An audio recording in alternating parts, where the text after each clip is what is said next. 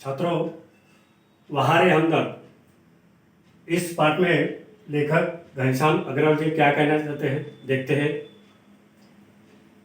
एक दिन लेखक पूंजीवादी और समाजवादी इस विषय पर भाषण सुनकर अपने साइकिल से घर वापस जा रहे थे। रास्ते में एक कार तेजी से उनके ओर आ रही थी। लेखक सोच रहे थे कि इस भाषण का प्रभाव से साइकिल की स्पीड बढ़ गई या कार को अधिक गुस्सा आया, ये वे नहीं जानते थे। लेकिन अचानक हुआ यह कि उनकी साइकिल और वो कार जब आमने सामने आई तो विरोधियों की तरह वो आपस में भिड़ गए। आपस में भिड़ने की वजह से लेखक का एक्सीडेंट हो गया और जैसे ही गिरे उनकी टांग टूट गई। सहानुभूति दर्शाने के लिए वहां पे जो लोग थे वे दौड़कर आए और लेखक को उठाकर ले गए। लेखक बेहोश हो गए। लोगों ने उनको एक अस्पताल में भर्ती किया गया। जब लेखक की आँख खुली अर्थात इनको होश आया तो लेखक क्या देखते हैं कि उनके इर्द गिर्द यानी उनके आसपास कुछ लोग खड़े हैं। जैसे ही लेखक ने आँख खुली तो वहां पे जो लोग मौजूद थे उसमें से एक व्यक्ति ने उनसे कहा, सबसे पहले लेखक ने उनसे कहा कि भाई मैं कहाँ हूं।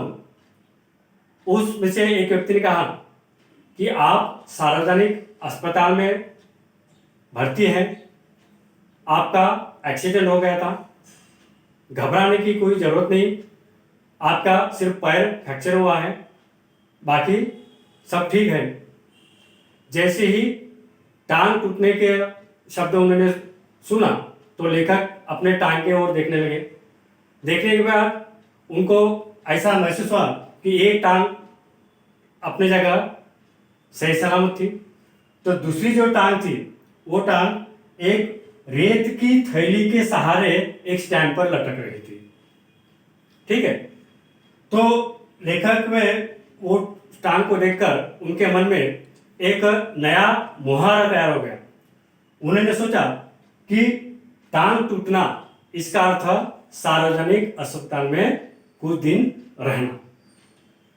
सार्वजनिक अस्पताल का नाम सुनकर लेखक कांप उठे यानी भयभीत होना, डर जाना। वैसे तो अस्पताल का नाम लेते ही लोग घबरा जाते हैं। लेखक का ये कहना था कि अस्पताल को अगर सार्वजनिक ये शब्द अगर जुड़ा जाए तो फिर एक चिंताजनक बात होती है। उसके बारे में उन्होंने आगे लिखा है कि सार्वजनिक अस्पताल में भर्ती होना यानी समझ लो कि आत्मा का परमात्मा से मिलन का समय आ गया। यानी इस वाक्य में लेखक ने एक व्यंग्य कसा है। छात्र, आपको पता है कि बहुत से सार्वजनिक अस्पताल में किस प्रकार से मनुष्य से बर्ताव किया जाता है, यह सब देखकर लेखक ने यहाँ पे व्यंग्य कसा है। तो इस प्रकार लेखक एक सार्वजनिक अस्पताल के प्राइवेट वार्ड में भर्ती थे। अब लेखक सोचने लगे कि उनको देखने के लिए लोग आएंगे। सबसे पहले उनके मन में विचार आया कि ये जो देखने वाले लोग होते हैं ये कब भी आ जाते हैं, इनके कोई समय की सीमा नहीं रहती। ठीक है, तो वैसे देखा जाए तो मरीज को आराम की जरूरत होती है, लेकिन क्या होता है कि जैसे वो आराम करते हैं या उनकी आंख लगे तो उसी समय कोई मिलने वाला आता है।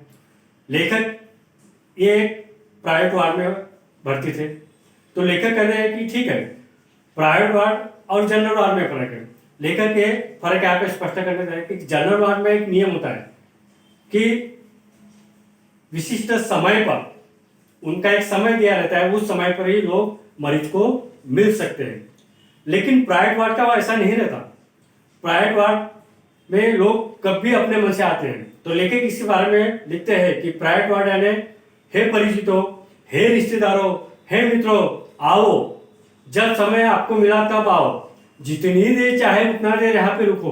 यानी लेखक कहना चाहते हैं कि प्राइवेट वार्ड में भर्ती होने के बाद यहाँ पे बहुत सारे समस्या का, खासकर जो मिलने के लिए यानी हमदर्दी जताने के लिए जो लोग आते हैं, वो ये नहीं सोचते कि अपने जाने के बाद मरीज को क्या पीड़ा होगी, क्या दुख होगा, इसके बारे में वे कुछ सोचते नहीं है।